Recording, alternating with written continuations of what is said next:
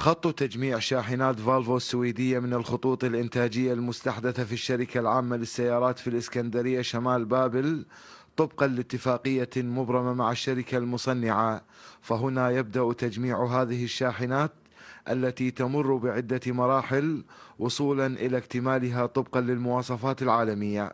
العمل هو يبدأ من الصفر، يعني شواصي وتجميع الشواصي وتجميع الأكسلات وتجميع المحركات وهكذا إلى أن نجمع القمارة.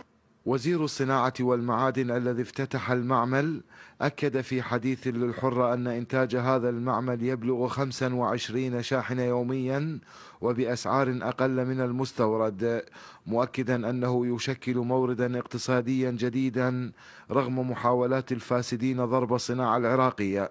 هذا معمل ينتج لنا بحدود ال 25 شاحنة يوميا، وبسعر 20% أرخص من المستورد الفولفو.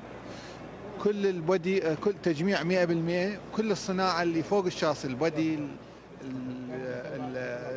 الحوض، غيره، صناعة عراقية 100%.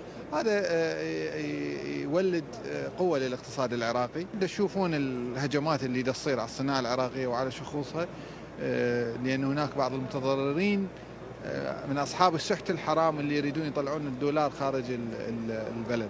زيادة أعداد الخطوط الإنتاجية وفر خزين بقيمة 60 مليار دينار من الإنتاج المتواجد في الشركة العامة لصناعة السيارات، إلا أن هذا الإنتاج يواجه صعوبات التسويق وعدم تعاون وزارات الدولة.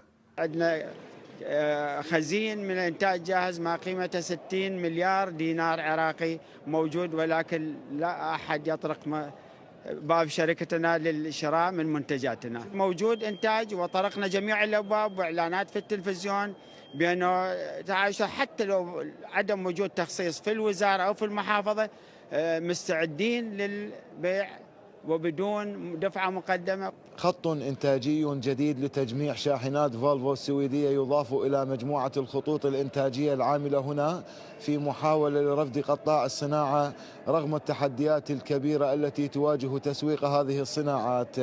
من داخل الشركة العامة لصناعة السيارات في الإسكندرية، ميثم الشباني، الحرة.